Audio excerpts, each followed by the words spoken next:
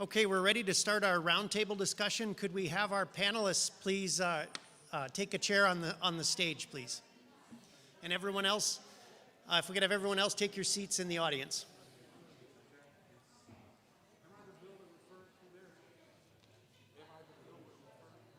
I believe so.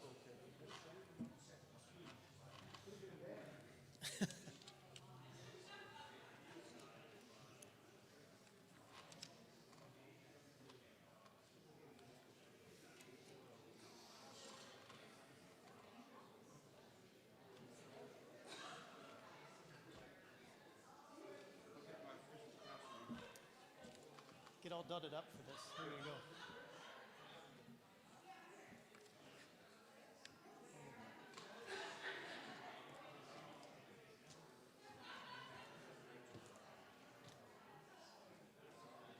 Okay, if we could have everyone take their seats, please. We're going to get started on the roundtable discussion on composing for accordion.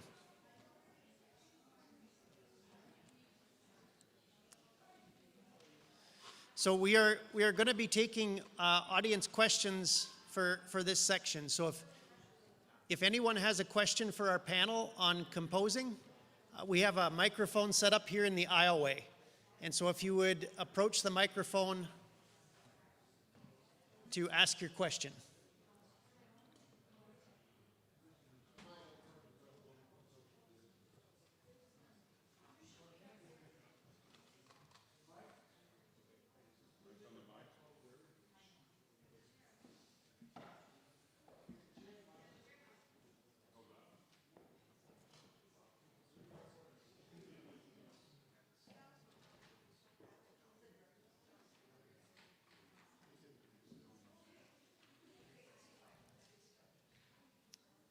Okay, just a reminder, we have a microphone set up in the aisleway over here. If anyone has a question for our panel, I think I will turn it. Does anyone on our panel have a topic to get us started?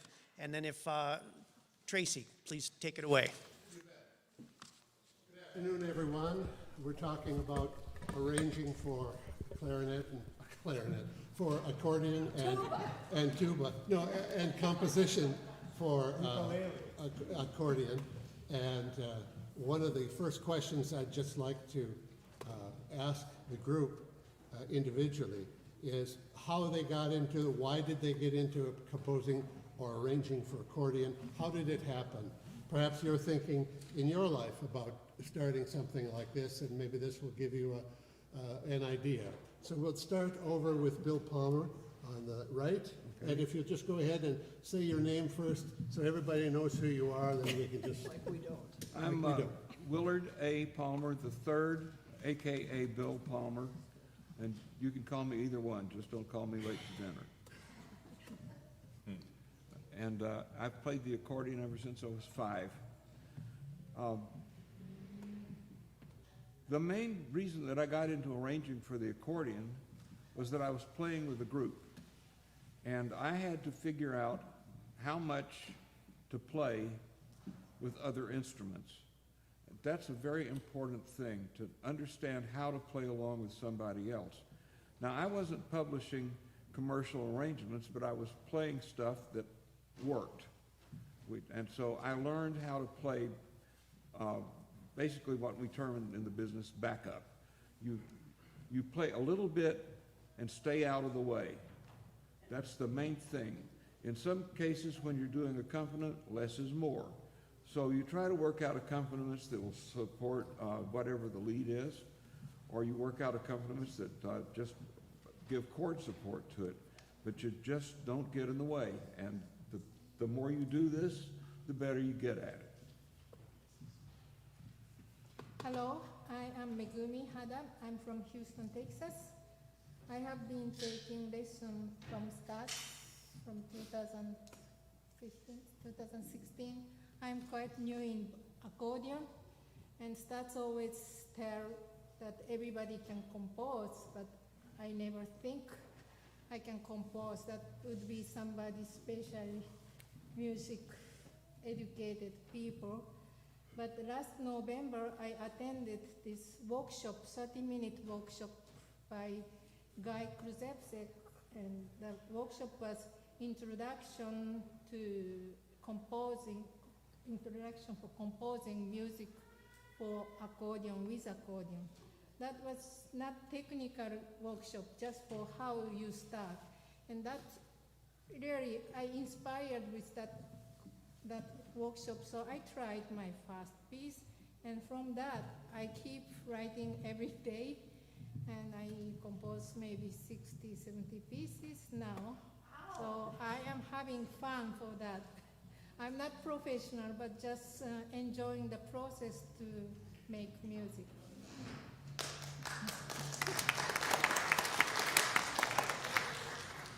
I'm Joanne Cochran Sommers, and I got into the process of arranging because I was in accordion orchestra or accordion band from the very first day I started taking accordion lessons at the age of 9.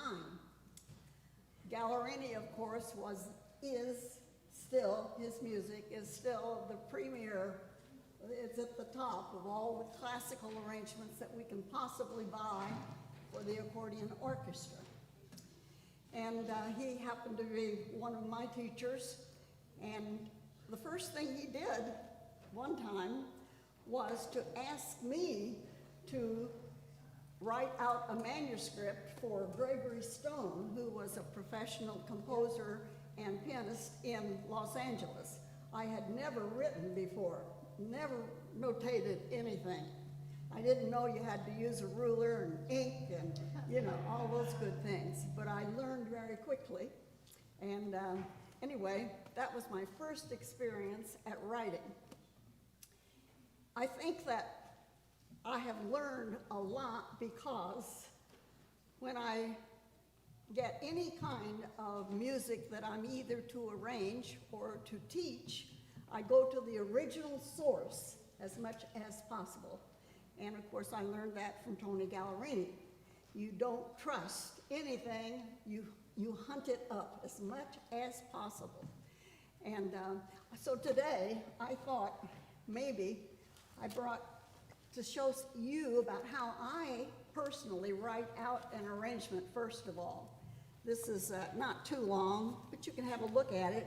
And then, these days, of course, you can't hand out handwritten music to anybody. I mean, they just don't like that, no matter if it looks just as good as the other. So then I have somebody put it in Finale or something.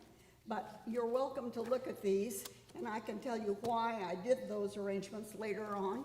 I also brought a video, and I'll give it to Helmi, and Helmi can show it to you sometime or whatever. But it was an international tour to Scandinavia and in Russia, and there are 13 pieces on here with a good group. It wasn't my accordion orchestra that I had as my group, but it was mostly my people and some students and adults who always travel with me when we give concerts overseas and everything. It's a great, really, it's a great video. And anyway, thank you. You can have that and show it sometime because it has a lot of good stuff on it. And I'll talk more later. Nice to meet you. Hello, my name is Stas, and I came from Russia in 1992. And I was privileged by studying in Moscow and get master's degree in Russia, because education and system where I grew up, it was superior. There was, when I went to music school and college, I had none less than the best teachers who direct you to the right direction. So, and I really, before I came to the United States, I never did arrangements or anything, but we studied in school, like in music school, in college, in academy, orchestration, like we had a orchestra class twice a week. So I had some knowledge how to do it, but never done it like in practice, Then when I came here, I also got the opportunity to start conduct little accordion groups, and I used different arrangements, including Joanne's. And then I realized I should start explore myself to arranging for accordion. It was not difficult for me because I knew symphony orchestra score solo, and I kind of figured it out, and since then I write lots of arrangements for orchestra. But in 2000, I start compose my own music, you know, and I think it's all about inspiration. Something has to inspire you. Like Megumi said, she heard somewhere, without inspiration, I don't think you can even push yourself to writing. And you know, basic music theories actually defines like simply, if you want to start composing, it's like melody, rhythm, and harmony. That is what three things what everybody musician, and plus inspiration. I can't believe she just mentioned 70 pieces she wrote in less than 1 year. I was gonna tell you that I wrote 160 like in 20 years. No, but Megumi, she wrote and she asked me to record all this. I recorded music, very nice pieces, and it just, for me, it's amazing example, you know, how from nowhere. She even didn't play accordion when she was little. How long have you been playing? Like 6 years. She never was a musician even, you know, and yeah, if you check her books, there's very beautiful melodic, like I said, melody, rhythm, and harmony. It's in her, somewhere it's there. So, and yeah, I enjoying composing, and I just realized yesterday we played most of my music. I mean, I go this direction, I like to do it, and many people who plays and encourage me to do it, so I've been doing lately a lot. So it's a good thing to have, like Joanne said, all this new accordion music should be come every day. Yeah. That's right. So that's what, I guess my inspiration was, I went to Quebec, Canada. It was about 2000 for a festival, Mon Ami Festival, I think. It's very big festival.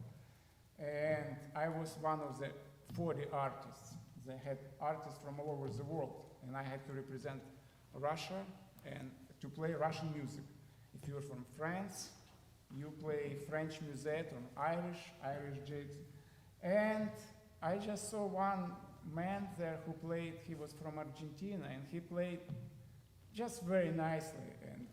And then I realized that he played all his music, and I fell in love. It was simple way he executed. His name is Raoul Barbosa. He lives, I think, in France. I just was blown away, and it inspired me. 2 days later, when I got home, I can do it, and I start writing. That inspires, spark, boom. It has to be something like encourage you. Now, she's following now 70 compositions. I have 160 about. And the last year, all now in PDF files with Joanne monitoring everything. It has to be written now. It's all available. So I'm so happy this pandemic situation. I'm glad it's actually happened in the way that I finish all my music. Because it was mess. It's like you say, handwritten, but now it's all good. So that's what I am. Very cool. Every day.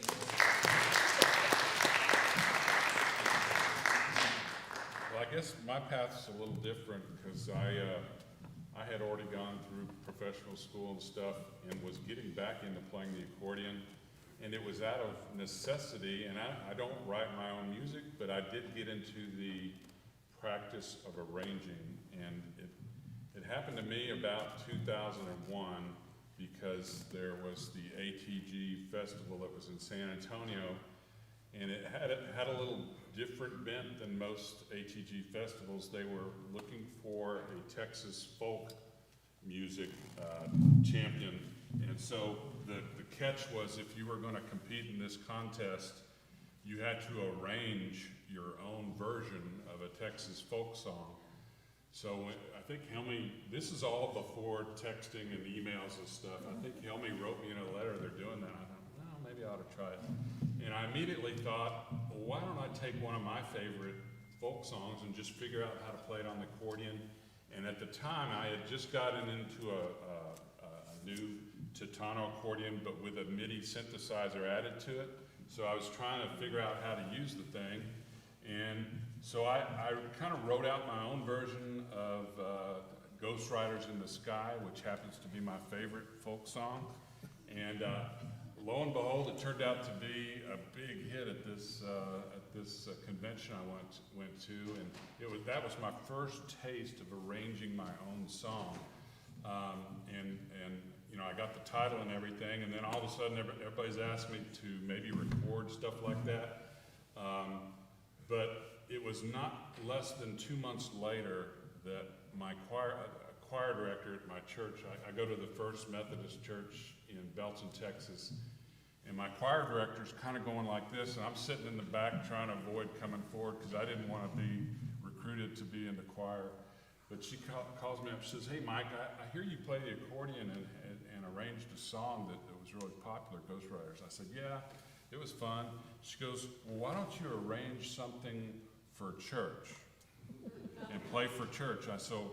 I'm like, "Can I play a polka or a waltz or something?" No, we want you to play something more meaningful to you. So that was one of the biggest challenges in my life, and it turns out that it pushed me to figure out how to take a song that I liked, which is Amazing Grace, my favorite hymn growing up, and I wrote the Amazing Grace accordion variations based on that inspiration.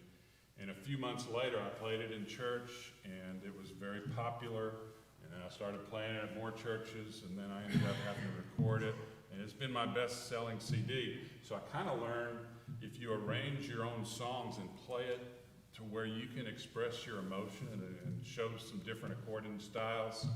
And I learned that from Dick Contino and also from Myron Florin, the way he did his stuff, that's really what people want to hear. So I'm not smart enough to figure out how to come up with my own melody, but I like taking songs that people like and figure out how to play them out on the accordion, especially with MIDI or on the electronic accordion. So that's my story. I'm sticking to it. The third thing is it did help me when I formed my band, Mike and the Middletones, about 10 years later. By that time, my son was a pretty good drummer, and I had met a really excellent tuba player. You've seen Clayton here before. So I had to arrange the music for our little band, and I know enough about tuba to know, you know, some of the runs and stuff, and I'd say, "Clayton, can you do this?" And he'd say, "Oh yeah, I think I can do that." So that's kind of how we arrange some of the bass lines. And then I just tell Lance, who's a really good drummer, says, "I need this type of beat, you know, can you do that?" "Okay, Dad." And so that was my next piece of arranging, so it's been fun. Nice. Thank you. Yeah, you. I'm Dee Langley. I'm from Minneapolis, Minnesota, and I've never lived anywhere else. But I've traveled the world, and it's been fun to connect with all the accordionists in all the different countries. I started composing way back in high school, arranging. I tried to do, I ended up in the principal's office because I was writing out music rather than doing German during class. You know, so I mean, it was just really, really deep in my vein that I needed to somehow put pen to paper. But I really didn't do anything. I went to the University of Minnesota, and I had my courses in theory, air training, some composition, yada yada. I did all that. I still really didn't do anything. However, when I got to a point in my life and I closed my accordion studio, someone said, "Do you want to play with the Polish folk dancers?" And I thought, well, why not? You know, I'll do it. I mean, I had premiered stuff with Minnesota Orchestra, with St. Paul Chamber Orchestra. I certainly had all the mixed meters, free bass, no matter what they had. The Polish music would seem to me like a good party. Well, in just playing that pretty easy, I got to wear costumes, and I'm always happy then. And I started to, you know, a folk song is usually only like 8 measures, 12 if you're lucky, maybe 16 if it's really complex. And it goes over and over again while the dancers are learning to dance. And, you know, we started ad-libbing and having a good time. My brothers, Rick and Skeets, had also sat down with me and tried to point out some things, but it didn't stick, and it started to stick in the Polish group. After that group, I entered ethnic dance theater, and the world opened to me. I had Bulgarian tutors. I had people from all over nationals that would come and workshop with us on these different things. I ended up the orchestra director of ethnic dance theater for huge hour-and-a-half shows of multicultural things. It was my responsibility to transcribe the music, to break out the parts, to do everything so that the dancers in the audience would have an authentic experience. So I learned intimately how to listen to something, to write it down, and I got familiar with, I just got familiar with that process. I then just started to, one day I fell asleep. It's good when you fall asleep. And I fell asleep, and in the morning I told my husband, I'm going to write a song. And he said, what do you mean? And I said, well, I heard a song, I told him, in my dream. And it was pretty. And I'm going to write it down. And I'm going to write it. And he said, well, did you write it down yet? I said, well, no, it's going to come again in 3 days. So I said, and he said, all right, Dee. Well, on that third day, lo and behold, I had the song. I woke up, and with like 2 boxes of Kleenex, I wrote Starshine Bright. And if you've heard it, it's a lovely song. And I'd love to say I wrote it, but I think it came from somewhere else. I just heard it and I wrote it down, which kind of dovetails with writing. If you're quiet enough, you hear music. And so then I started composing my own. When I did that, all of a sudden it became very easy when I was playing with my Balkan group that won the McKnight Fellowship. When they're playing their melodies, I could hear all the different things I want to add in my head, and then I just play them. And if of course you make mistakes, it doesn't always sound good, but you try it out in rehearsals, you keep the things you like.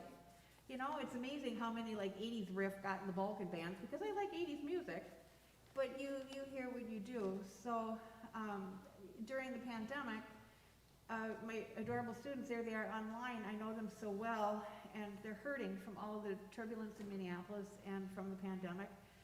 And my favorite thing began to be, what song would you like to play? And I had always just written out songs for my accordion bands, because I love the music that's written, but you just get tired of the same things over and over and over again. So I started, and I always, for the Northeast Accordion Festival, I always wrote 3-4 songs to do, because I took everything from ethnic dance theater that I had learned from all those cultures, and I brought it into accordion orchestras. So that I have arrangements of wonderful things from Armenia and from just all the different countries, Turkey and everything, arranged for accordion orchestra so we can enjoy them. And I just kept asking, what do you like to hear? They'd tell me a song, I'd go, okay, and then I'd sit down and write it out like you did. Just, how would I play it if I knew how to play it? You write it out, and then if you think, you'll start thinking of little things that you could put in, but it's inspiration from other people as well. So and that's what the pandemic brought me. I have a new book that'll come out in a couple weeks, and of all these solos and stuff, including original things. So it's a real gift sometimes when you need to be quiet, and I guess that's how it came to me, and the inspiration is just being quiet enough to listen to the music.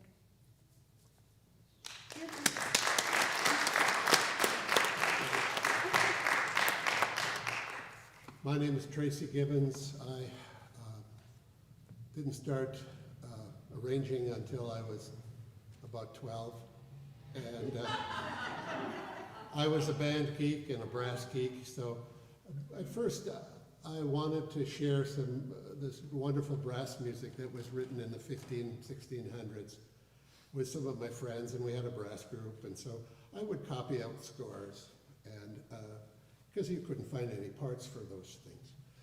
And if there was some kind of music that I liked, I would arrange it for us so that we could play it and I could share it with my friends. That basically is the story of my life. If you're in a small situation where you have a certain number of musicians that are talented that you want to work with, you write them apart. And do you have to write according to the standard voicings? Do you have to write woodwind quintet or brass quintet? Do you have to write accordions all together in 4 parts, 3 parts, 2 parts? There's many different options that you can use.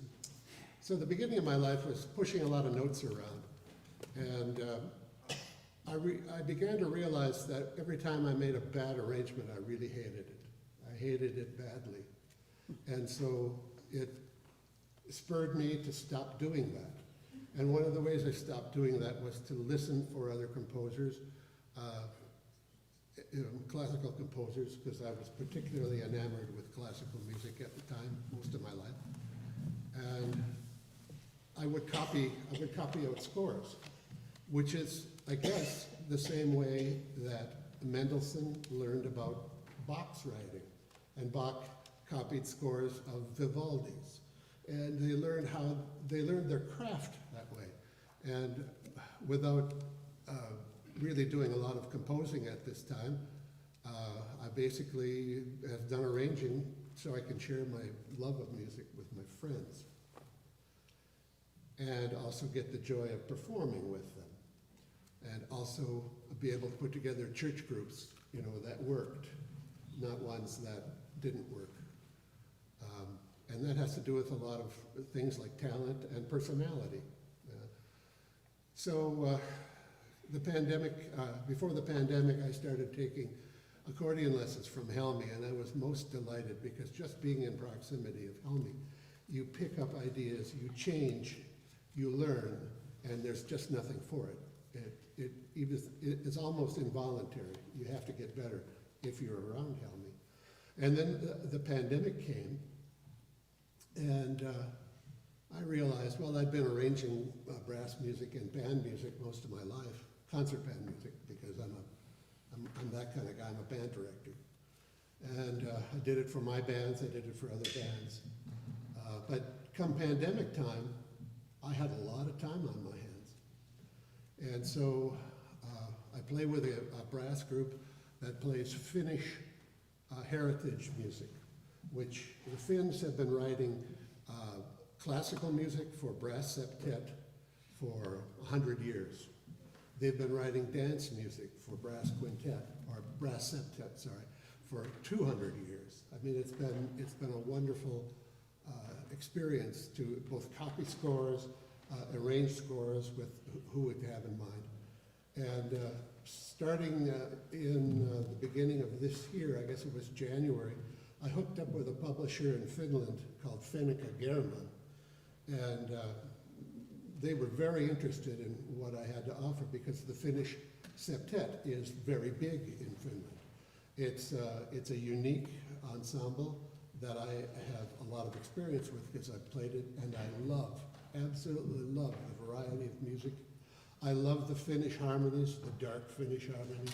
I love the Russian harmonies that are just so gorgeous. I'd like to share those with my friends.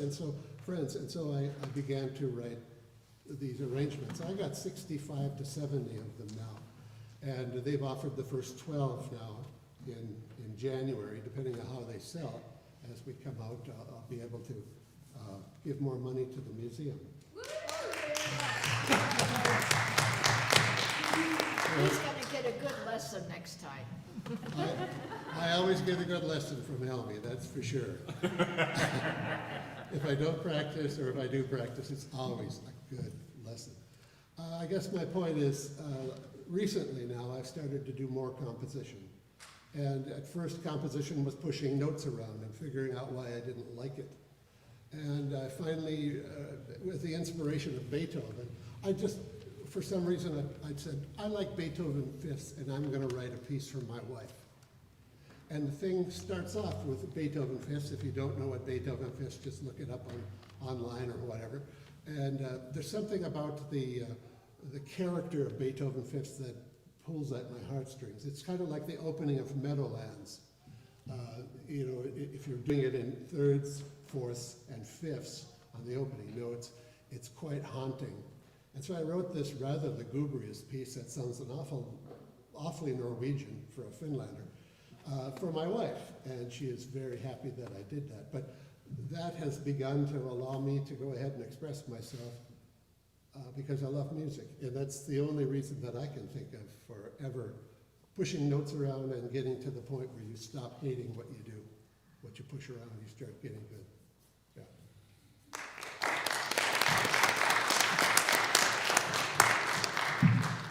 As the daughter of a music teacher who was the only one in the various states of around Texas, my mother used me when she had recitals to fill in and to do seconds and so forth. So that became quite easy and normal for me. When I went to Palmer's class in Houston, the first serious arrangement that I made was of Valse Triste, and it was inspired by Palmer and Hughes. We played that arrangement here a couple of years ago. Great. After that, I guess I have a pretty important, my computer has some pretty important programs on it, including Finale, which now has 1,600 categories, not titles, not parts, not secondaries, but types of music on it. That's a lot of music. And of course, it happened because 25 years ago, my husband died, and I had to do something with life. So I wrote arrangements for the 60 to 90 students that I always carried prior to COVID. And now I'm still happy to make those arrangements, but my original compositions have been multiple, and my first question to everyone is, how dare you think what you've written is any good? Yeah. It's true. Is that the end? That's it.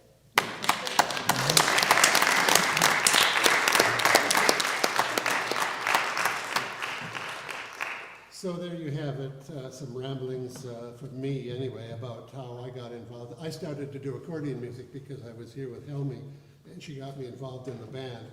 And I wanted to share specifically the waltz by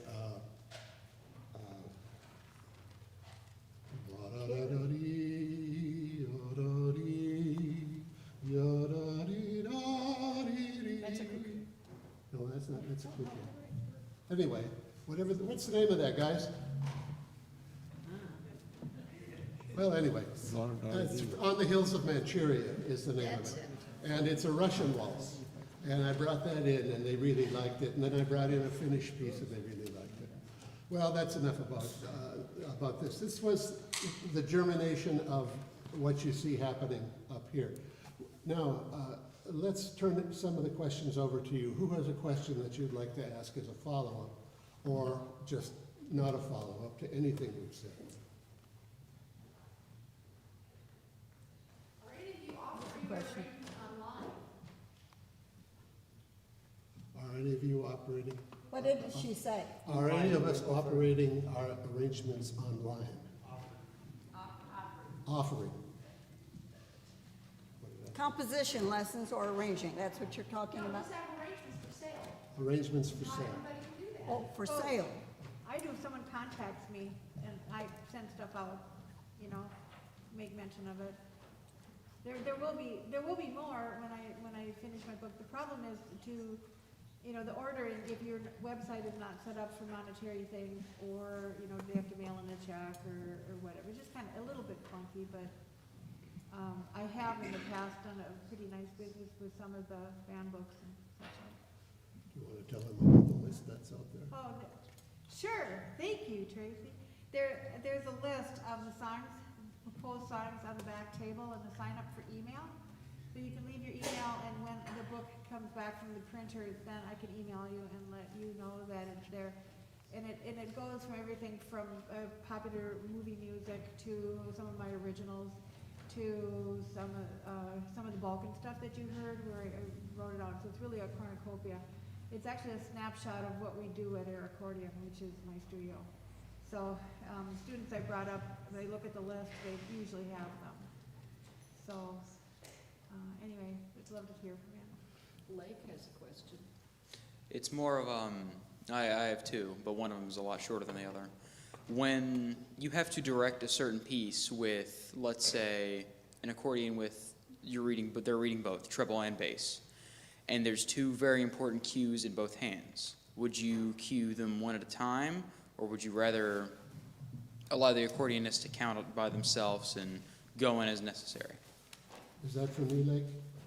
I guess it can be directed towards you since I'll you're set up. a conductor. Musicians, there's a way that music goes, and that musicians understand. They understand the whole context of music, even if they're new. It's fairly easy to just let them hear and put it in a situation where they must hear what the other parts are going, and they identify with that surprisingly fast. And yet there are many situations where we do not necessarily call their attention to the different voices. They're focused on their own voice. So I will always try to minimize the difficult cueing like this, because that's not how music goes, despite what William Steinberg did with the Pittsburgh Orchestra. I mean, it was fabulous. But I like to keep it simple so that people can pay attention to musicality and not to the conductor as much. I have something to add too. If you have, as a conductor, if your whole job is supposed to be cueing people in, if they're not counting and cannot come in, there needs to be a little bit more rehearsal. A conductor, when they are in front, am I right? The conductor, when you can give big cues for things, but you can't. There's no time to remember that. Suzi needs the right hand here, and someone else needs this here. The ensemble really needs to count and to have a comprehensive stuff. So I agree very much that a conductor can't. I mean, if the conductor all of a sudden has to burp and turns away and forgets to cue you, does that mean your ensemble falls apart? Yeah. It's so true. As for the just the other one, when it comes to arranging chords in music, if you're going to, let's say, and I guess in a jazz sense, if you're going to make a very, very long, complex chord that you're going for a specific tone and feel, like if you're going to raise an 11th and lower a 9th and something completely out of order to like naturality, how would you do that with wanting to keep contrast between your left hand and the right hand? If that made any sense. I think you have to be extremely careful what it is you're trying to arrange. Just because you could do it doesn't mean it's a good choice. Correct, Really, correct. Just because you like something doesn't mean that it'll work for what you want it to do. And some things the accordion does extremely well, and some things, you have to,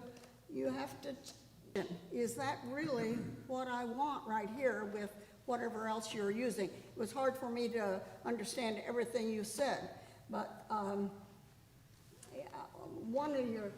it seems like one of your questions was if you were writing like for 3 voices or something, did you write all 3 at the same time, or did you do one and then another, or something of the sort? Was that something you had in mind? No, I was mostly talking about if they're playing 2 parts at once, like if they're playing the treble and the bass, it has 2 very important parts, and they have to, if it would be required for the conductor to cue them So in. you're talking about writing for accordion solo. Or an orchestra. It can go both ways. So.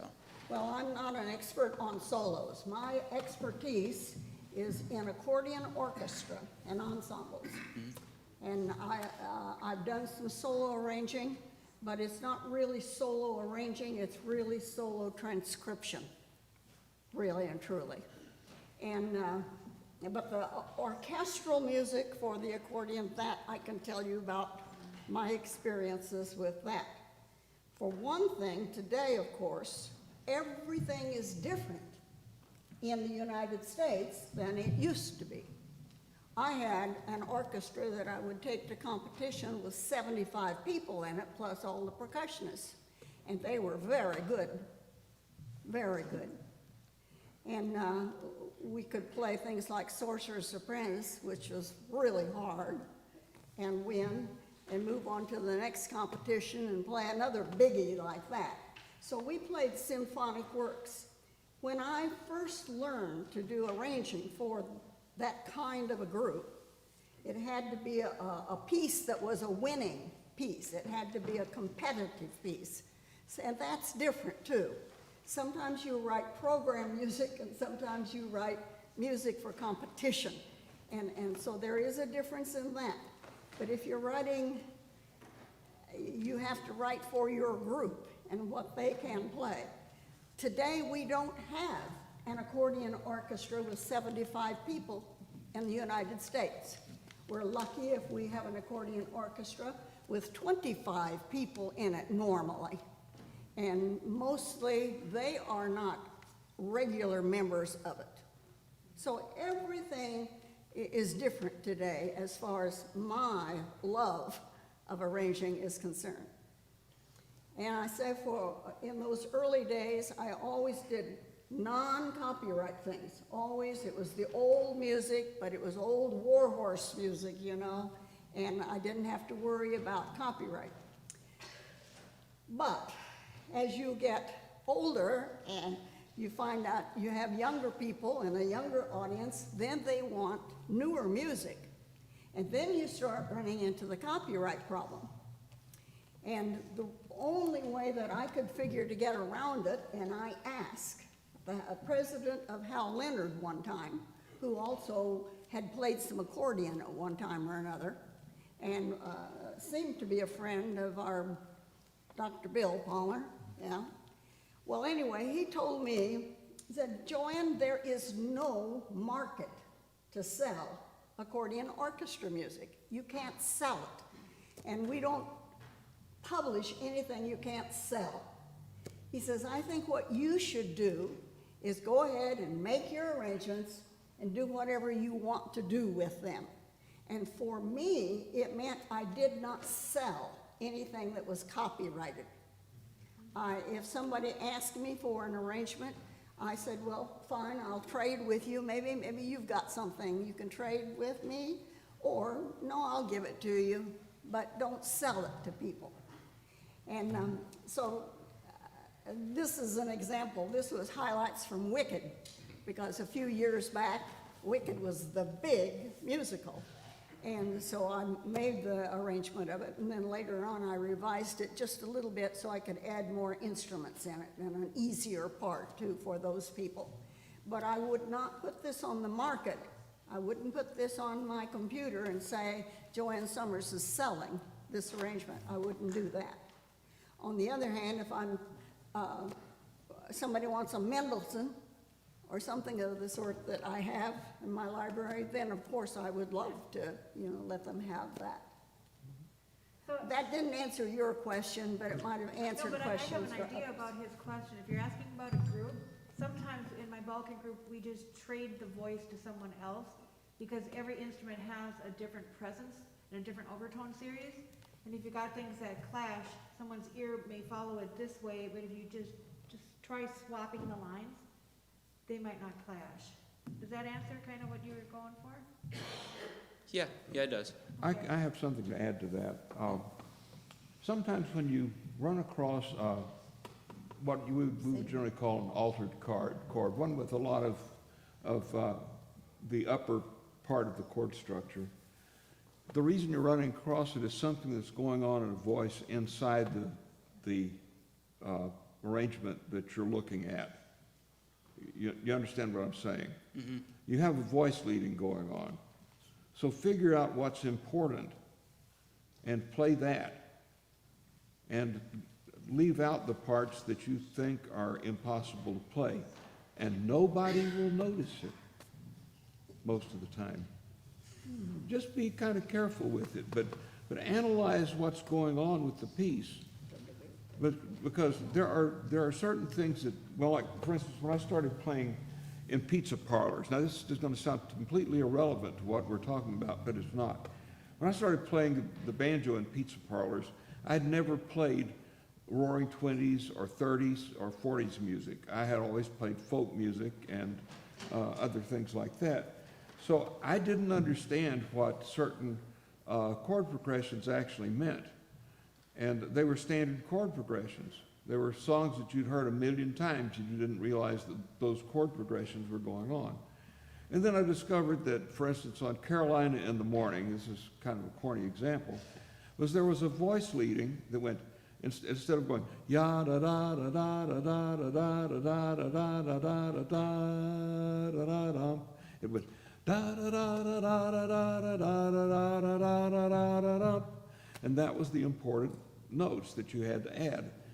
And when you did that, then you understood what that particular chord progression that you were seeing in the music or written above the music in the guitar chords or however you were picking up your chord progression, you figured out what it meant.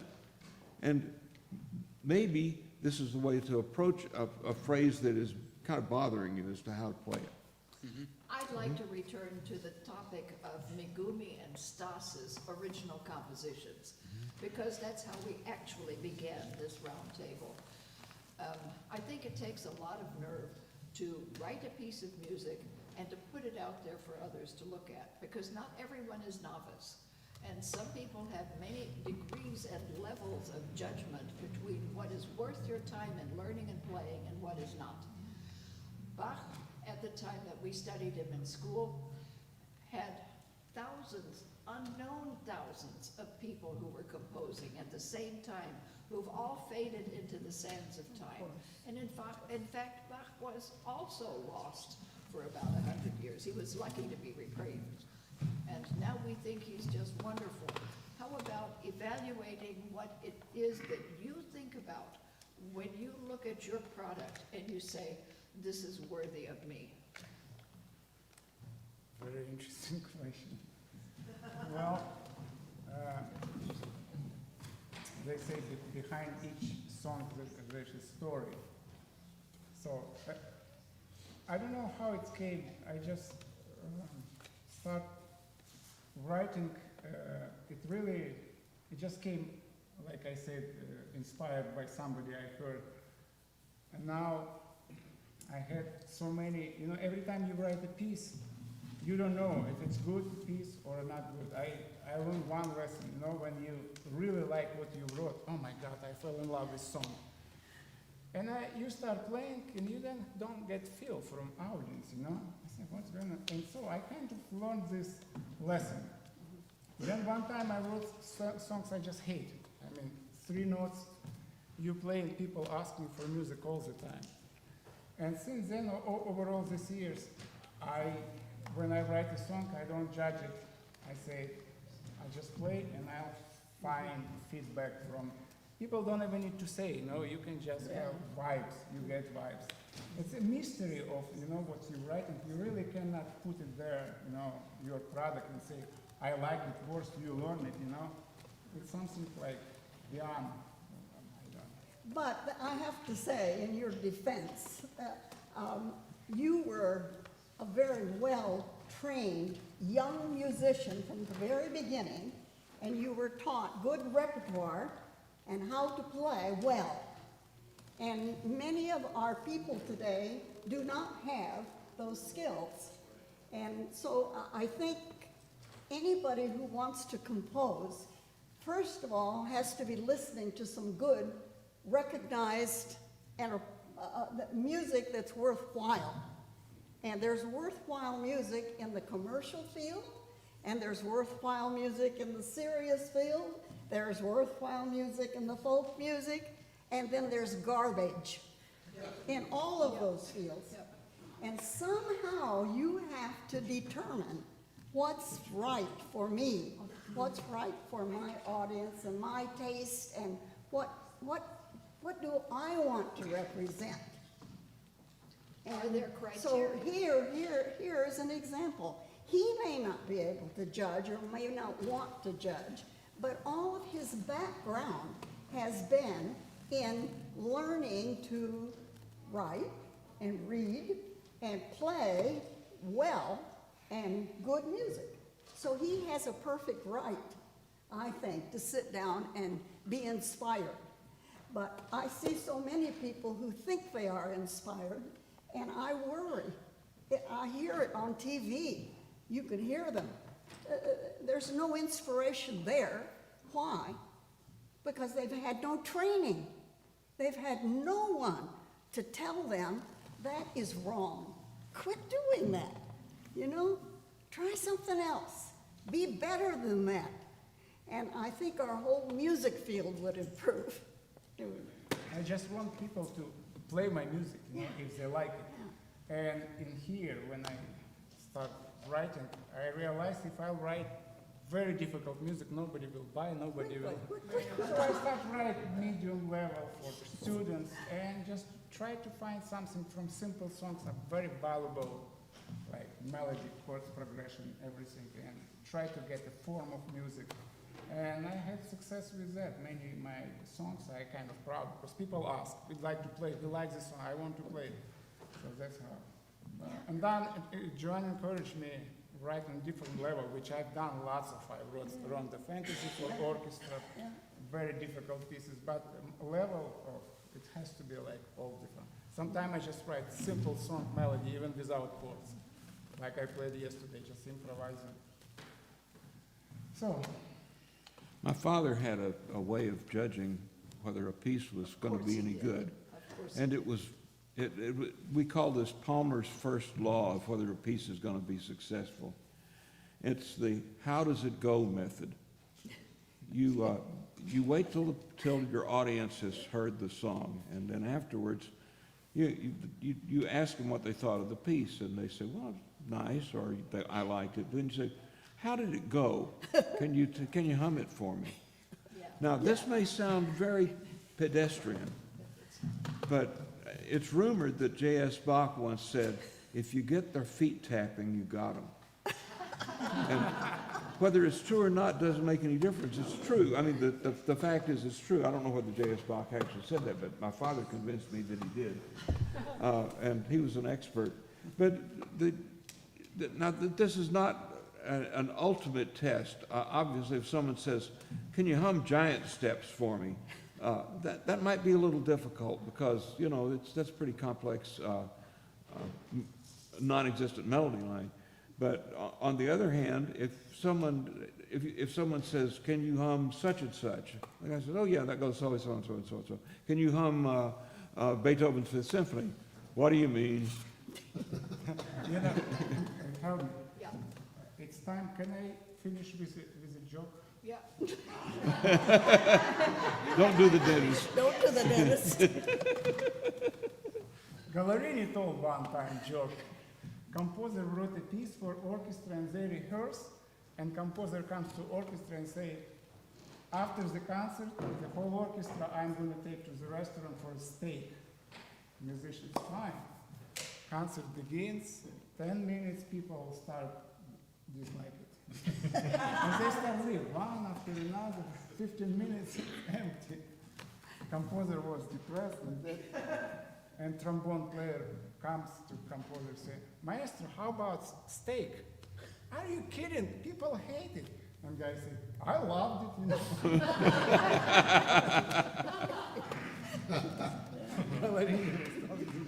Anybody know 3 minutes and 33 seconds?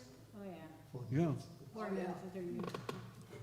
That's the best music there is. The imaginative yeah. music, right? The imaginative. Well, horse sings from clouds. That's But I have a transcription. Only, yes. I have this transcription for accordion. Yeah. 4 minutes. For those of you who don't know the composition, it's John John Cage, Cage, yeah. and the pianist comes out, fluffs out his tails, sits down at the piano, and it sets a clock, and sits there motionless for 4 minutes and 33 seconds. 4:33. You left out one thing. He's got a page turner who reaches over and goes, with a piece of blank sheet music. That's And the, we never got around to what's different about composing in general and composing for accordion. That's for next year. And that's so important a topic, we'll do it next year. Next year, we should do that. Yes. Yeah. Yes. It's different. That's It's right. very Please come different. all back. Let's give a big hand for our panel here.